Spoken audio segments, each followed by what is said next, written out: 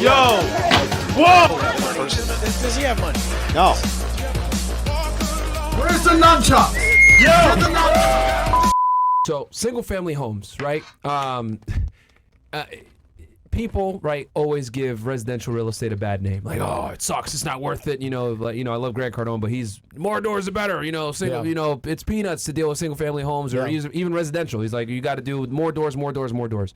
10x, 10x, 10x. You have a different approach. You're doing the single-family home route, which I think is great because I'm in the residential space as well.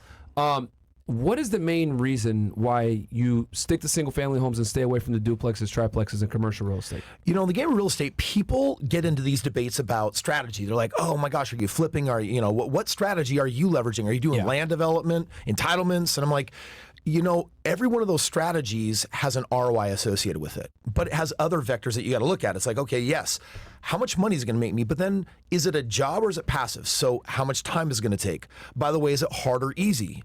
How much risk is associated with it? Does it work in up and down markets? And so I've got 6 different vectors that I look at when I'm looking at all strategies.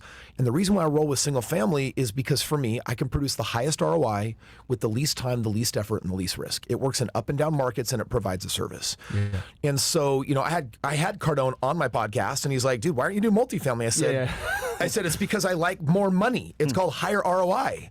We just completed a 10-year study year over year on our last 2,130 properties and evaluated what is our ROI? What are we making year over year? We're making 60.6% on our money. That's wild. Damn. According to Rule of 72, that means that I'm doubling my money every 10 months. Wow. And it's like, can I do that in multifamily? No. Multifamily's for lazy people. It's like, single family. No, it's for lazy people. Hey, it's like, man. What are you trying to say, Chris? No, I'm saying that it's like, I got tired because I was figuring out how to scale single family and I got 25 homes and I was the landlord and I was doing all the work and it was so hard. And you know what? I sold it all and I rolled it all up, 1031 exchange into multifamily, and then it manages itself with an on-site manager. And you're like, wow, that's so much easier. I'm like, yeah. And what did it cost you?